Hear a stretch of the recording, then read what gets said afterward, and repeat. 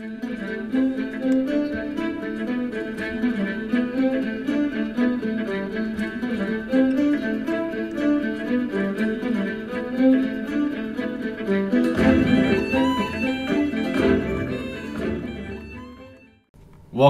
ladies and gentlemen, to the Assassin's Creed Pubcast. I am one of your hosts, 00 Stefan, and joining me is my trusty co-host, Long Levezio. How you doing, my friend? I'm doing all right, man. How are you? That is good to hear. I am doing wonderful myself. So we are here today to bring you our first ever episode of our new Assassin's Creed conversational podcast. This is a show that we've been kind of meaning to get underway for quite some time now. And while considering that we have two very exciting Assassin's Creed games just around the corner, what better time is this, my friend? Pretty much now, yeah. And actually, now that I think about it, we've been really meaning to get this pubcast together for probably maybe 2 or 3 years. So it's been a long time in the making. Oh, but, yeah, that's for sure. Now we're actually getting to it, and we're pretty excited about it. Yeah, if you couldn't tell, come on. So, my friend, now since this is our first, serious episode, we should probably tell our fans a little bit about ourselves.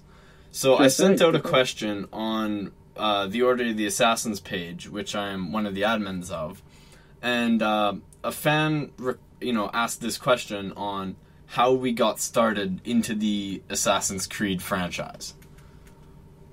Okay, cool. Well, I guess I'll just go first. My story is actually pretty funny, kind of. I was in GameStop looking for a game for the PlayStation, which I rarely play on, PlayStation 3. And I just saw Assassin's Creed, and I picked it up because it just said the word Assassin. So I thought this game would be badass. I'm ready to pick it up and play it. And I played through it, and I got to the end, and I was like, that was the worst game ever. And I said that because I was really intrigued into Desmond's story. And in my mind, I don't know why I didn't compute that there was an actual sequel. So I was just asking myself, so Desmond's just going to be stuck in, jail forever? And then I went back to GameStop, and then I saw Assassin's Creed 2. So I don't know what year I, picked it up. But then I played Assassin's Creed 2, and then I learned about everything, and then I pretty much just caught on to the entire series. Nice. That's cool. Now, where in abouts of approximation, after launch of the game, did you happen to pick it up? I would have to say I was going to say Assassin's Creed 2, but I think Assassin's Creed Brotherhood for sure. Because really, Brotherhood for me, it holds a special place in my heart because it was my first pre-ordered game, ever. ever. And I pre-ordered it for the 360, and I was so excited. And, I knew everything about it. How you get the multiplayer Harley Quinn character. And actually, when I picked it up from GameStop, because I was actually out of town at that time, I, had my receipt. And then I walked back, and I was like, sir, I'm supposed to get the Harley Quinn code. And he kind of looked at me, and he said, oh, yeah, no, you're right. So just kind of a word of the wise out there, if you know that you're pre-ordering something and you know your pre-order bonuses, make sure that you get that content, because sometimes people don't always know.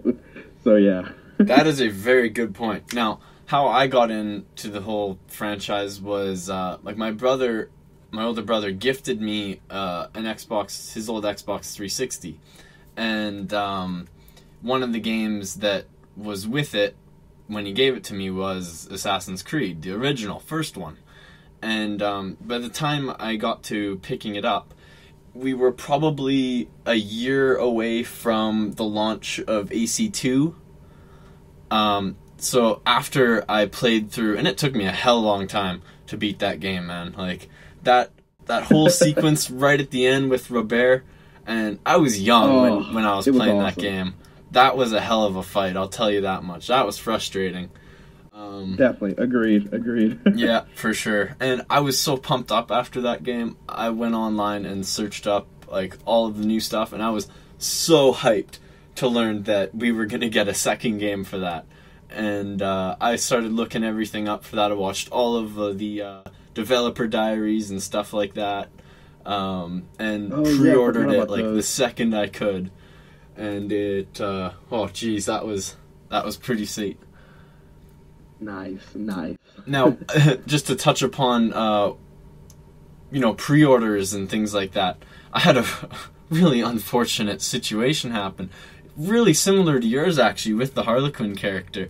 Was, oh boy, like, typically the Assassin's Creed games have come out, like, within a week or so of my birthday, give or take, right? So, right. when Brotherhood comes out, or came out, I should say, I asked for it for my birthday, of course. And so my mom went out to pick it up, and she didn't know that, you know, you were supposed to get the character after, and the guy didn't know at GameStop, right?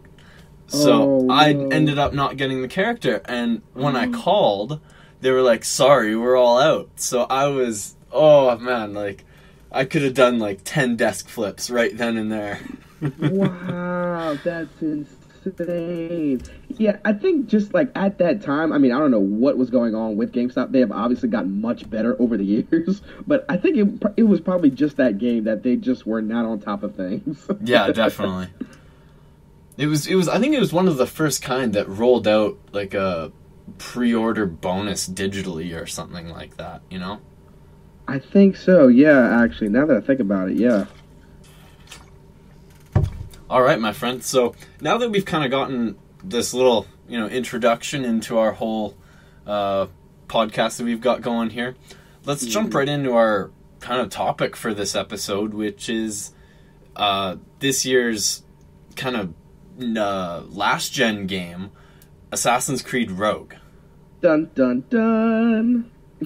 So, my friend, you are the expert here. Let me know and tell me a little bit about what Rogue brings to the table for our Xbox 360 and PlayStation 3.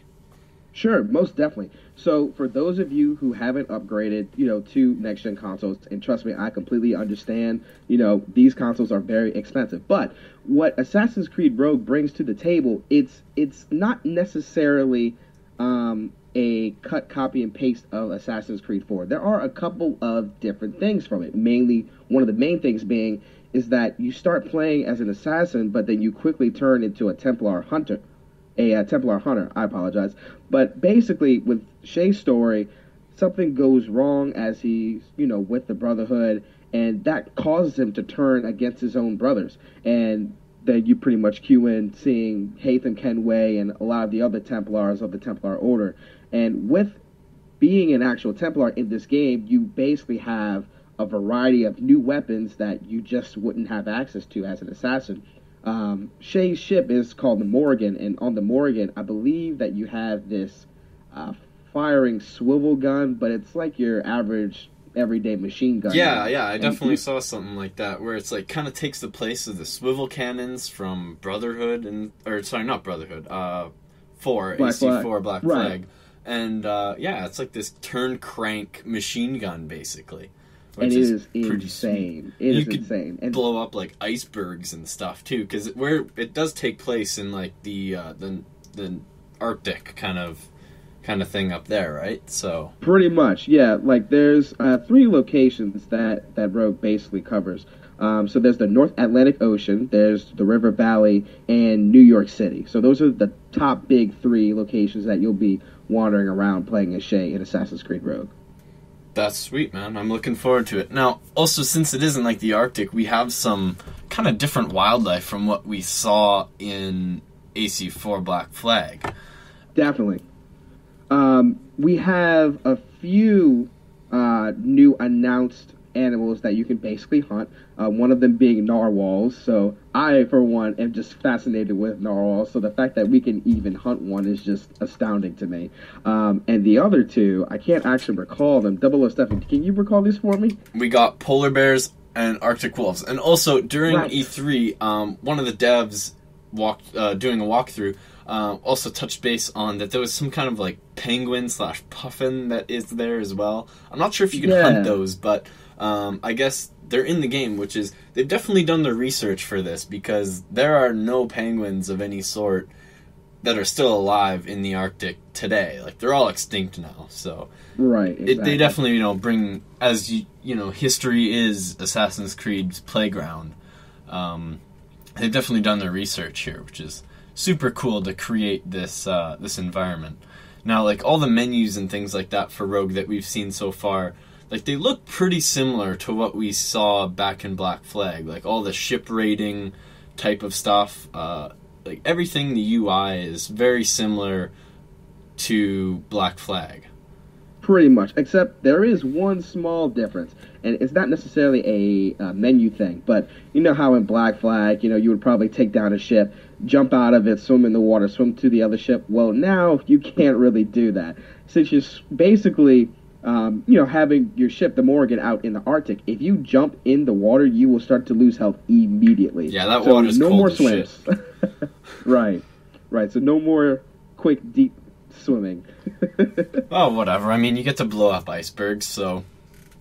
True. And, the icebergs play a, conjugal role as far as navigation goes because, and you, of course, have to upgrade to the certain ability in order to, get past those icebergs, but they basically lead to different areas of the map. So once you unlock that certain part of your ship, I think it's like the battery ram or something like that. Yeah, that sounds familiar. Not only that, I've also heard there's like the icebergs, they tie in gameplay-wise and mechanically as well, because like you can use them to hide behind and then suddenly blow them up and just bombard an enemy vessel with gunfire unexpectedly. So it really kind of plays into it. Right. Like I'm actually glad that they really announced that because now you have some form of cover, versus just being exposed. It's like advanced ship stealth, which we haven't really seen. I mean, we had the fog that you would kind of get in Black Flag, but there was no real like stealth mode for the ship. Exactly. So this is a big plus for all you non-expertise pirates out there. So now, considering that all of it looks very AC Force, which you said a few times already, but nonetheless, and that's not a chip on the shoulder of Black Flag at all, because I love those menus and everything like that. They were so easy to navigate through. I can definitely stand for them again. But some other... Sorry, go for it. No. The floor was yours. I was just agreeing with you. Yeah, cool. So we have some other, like, newly implemented mechanics into this game, because it's not just a chip off the shoulder. Like there's the gas mask as far as new weapons that our protagonist, who we have yet to introduce, but why don't you go for that? Sure thing. So I kind of talked about him before, but again, his name is Shay Cormac, and he's introduced into the Assassin's Brotherhood at the age of 21. Something basically goes wrong with his time in the Brotherhood, and that's eventually what leads him to join the Templar side. Obviously, we don't currently know what went wrong, but you'll figure that out once you play the game. So, yeah.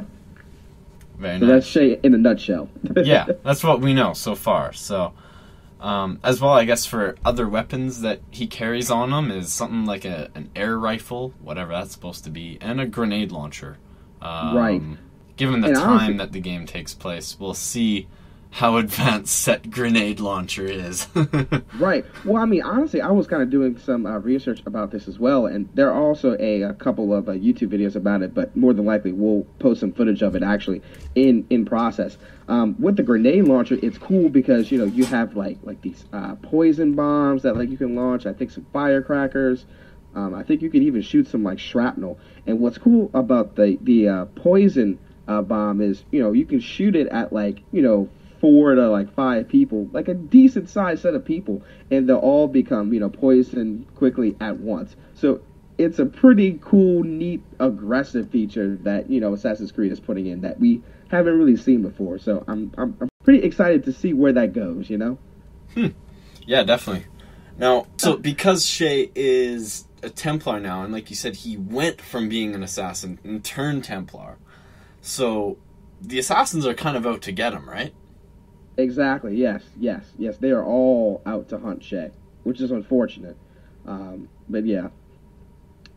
So these assassins, basically, you could be air assassinated, for example. Right. And really, for those of you who have played the multiplayer aspects of Assassin's Creed, which for me, I played them all. So we're talking Brotherhood, Revelations, Assassin's Creed 3 and 4. They have, multiplayer elements in the single-player gameplay. And I don't know if we made this clear or not, but Assassin's Creed Rogue, is all single player. There is no multiplayer whatsoever. Wah. I know, but I mean, for people like me, it's a nice change of pace. Because I believe that it's something that fans have been asking for since Assassin's Creed 2, which has been a long time ago. Yeah, that is true enough. At least right. they're focusing on a kind of linear story with this. Exactly. So hopefully that pans out to be something phenomenal and unforgettable. But with the multiplayer aspects, for those of you that have played multiplayer, you'll notice that when you go into Eagle Vision mode, sometimes you'll see like this actual radar. I think you'll probably see the radar with the Eagle Vision in Brotherhood more. But when you go into Eagle Vision in the single player for Rogue, you'll see like this compass at the bottom of your, I guess, HUD. And it'll basically kind of guide you to where the assassin is. And you'll see assassins hiding in trees, hiding in hay bales, hiding in crowds, standing on rooftops. And they can really take a decent-sized chunk of health out of you. So I was watching, right? And I mean, I was watching some gameplay footage where Shay was running, and he was just air assassinated, and he went from like having like 8 bars to having like 1 bar of health, and he was just chasing this assassin for a while. And they'll drop smoke bombs just like you. They'll fire at powder kegs and try to take out your health that way, and they'll just do all this crazy stuff. So it's pretty exciting, they're really always having to be on the defensive and like offensive at the same time, Yeah, no kidding. Like they're really dynamic enemies, really, for the first time that we've kind of seen, and how they interact with Shay. So that's most exciting. definitely. I mean, these enemy AI have taken a long step away from the ones that we've seen in the original Assassin's Creed, where you basically won by just countering. Like yeah. It's way more interactive than that now. So, which is a good thing. And hopefully harder fights and combat systems, which is something that, I don't know, I think the franchise has kind of improved upon, but I don't think a guy should be able to take out like 15 guards in one session, Exactly. Agreed. Which we'll probably cover in our other podcast, why I personally believe that Unity is just the golden child of everything Assassin's Creed related, but we'll get to that in the next podcast. Next episode. Right. Now, on to Rogue's modern day twist. Sure, yeah. Oh boy. So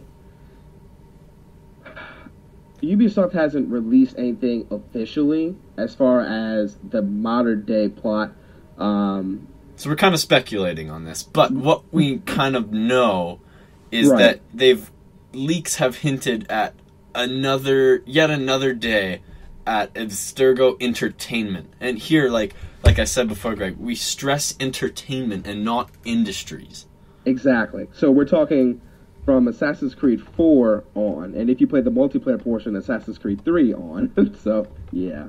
Kind of unfortunate, because, it really makes you wonder, what's happening to Sean, what's happening to Rebecca, what's happening to William Miles, all these crucial modern-day characters. So we have yet to discover that. I hope that they delve more into it and not just, kind of hint around it, but if we find out anything, we will be definitely happy to share it with you guys and let you guys know for sure. Very true. Now, going back into the immersed world of Rogue, there's something along the lines of like pigeon carrier missions that we kind of saw, like now, I guess, evolved version from AC2. Yes, it's awesome. So everybody pretty much knows that, Assassin's Creed 2, one of the many reasons why it was awesome was because you had these just assassin contracts. So, who doesn't want to kill more people for fun? Well, with the pigeon coops in Assassin's Creed Rogue, and really they're not called pigeon coops, I think it's called like pigeon intercepts. Don't quote me on this, guys. But it's basically intercepts. And what you do is if you catch the pigeon, you can intercept the message from the assassins that has the Templar target, and your job is to protect that Templar target. And you'll have like a decent sized horde of assassins trying to attack them at once, and you basically have a time limit to kill all these assassins. And if you don't kill them within that certain amount of time, you might actually have to go in physical combat and fend them off. So it is pretty interesting and pretty exciting for sure. That's kind of cool. So even though we're playing as like a Templar in this game, we have a really kind of dynamic and interaction with the Assassin Brotherhood for really the first time, I guess, since really truly Assassin's Creed Brotherhood. And then in the game since Brotherhood, the Order has kind of been there, but it's in the background. Like in Revelations, you saw it there and you were a part of it, but you didn't have too much interaction with it. In Black Flag, you were a part of it still, but you didn't feel a part of it. You weren't immersed in, it wasn't very tied into the storyline, you know. So here, this is awesome how we actually have assassins coming after you and they're part of missions, and it really ties in. Like you feel the Brotherhood's presence in the game. Exactly. Yeah, right. And it's going to be wild. Like, I definitely think it's going to be one of the more attractive features of this game for sure. Definitely. Which is really awesome too, because, you know, some people have almost written this game off, unfortunately, because it's still like a last-gen game. And, you know, I really encourage people to have a look at this one because it brings some really cool things to the table. And I know, like, we're getting 2 Assassin's Creed games this year, you know, plus some extra iOS and tablet versions of games. So really, I think we're getting about 4 Assassin's Creed games this year, which is just completely nuts. So absolutely make sure that this is one of the ones that you pick up, because Assassin's Creed Rogue is going to be a hell of an experience. Definitely. Now, for what 007 was just talking about, as far as the actual iOS game, there's something called Assassin's Creed Identity. Wasn't really broadcasted well enough, in my opinion. But if you live in Australia and I believe New Zealand, I think that you can try the game out now. I think it's in the iOS store. And, I mean, basically, it's like the setting of Assassin's Creed 2. So you're in Florence, and you get to basically customize your assassin. And it's almost like playing Assassin's Creed 2. Kind of. And we'll definitely show some gameplay of, you know, that while we're talking about it now. But it's pretty exciting. But going back to what 007 just said, as far as Assassin's Creed Rogue goes, here's my personal opinion about it. If you have a previous gen console, definitely check it out. If you have a next gen console and you still have your previous gen console, I would say check it out as well. Now, me personally speaking, I have a tiny gripe because Assassin's Creed 4 was released on next gen, and to me, Assassin's Creed Rogue and Assassin's Creed 4 have a lot of similar qualities that, for me, I feel like it should be on next gen, especially since there's no multiplayer aspect. I just think that the development would be easier to make. I've done some research as far as whether or not Ubisoft will be making a next gen version, basically. And as of right now, it's not in the plans. So, but hopefully we'll hear something from this soon. If you are a PC player, it is coming out in early 2015. So PC players, rejoice, you have won your battle. Hopefully March or April is rumored release time for that game on PC. Pretty much. Right. Which is more than likely where I'll end up playing it, just because I'll be so immersed in Unity right off the bat here. I just cannot juggle 2 Assassin's Creed games at once, let alone 1. Definitely. Yeah, I mean, I can tell you, like, when November 11th hits for us in the U.S., November 14th, I believe, for everyone else, as soon as I go to GameStop and pick up Unity, that is what it will all be, you know? So, but me personally, I'm waiting for a next-gen announcement for Rogue. I'll probably give them about maybe 4 months, but if they don't announce it, I'll definitely pick up Rogue. So, long story short, if you have a previous gen console, pick it up. I definitely think it will be worthwhile. Despite, you know, you saying all the cool stuff about Unity, I still think that this is a title that you should definitely pick up, because it is definitely one of the more darker stories that we've actually never really experienced in the Assassin's Creed series. And I'm kind of envious of you guys, actually, believe it or not. So. True enough, my friend. Well, thank you very much, everyone, for joining us in our first episode of Assassin's Creed Pubcast. And, yeah, we hope to see you in our next episode, where we will be talking about the cool features and upcoming game Assassin's Creed Unity. Yes, yes, yes. And as far as us having a YouTube channel, we're actually kind of in the works about it. Right now, we pretty much agreed to post it on a couple of channels and stuff, and see if you guys really like what we discussed today, and if so, we'll take off with the YouTube channel, do bigger and better things for you guys. So if you like the video, let us know. Give us a like, leave a little comment in the comment section, but definitely let us know whether you liked it or not. It's been an honor for me to be here today. I've been wanting to do this podcast for a very long time, and Double O Stefan is one of my best gaming buddies. I've been knowing him for quite some time. So, but like I said, if you guys enjoyed it, let us know. Share the love. Definitely, guys. Share us with all your friends. Let other people know. Really get the word out there. It helps us a whole bunch. Don't forget to hit that like button on both of the channels that we'll be launching this on, as well as check out both of our Facebook pages, Order of the Assassins and Long Live Ezio. We will see you guys next time. We're out. Signing off.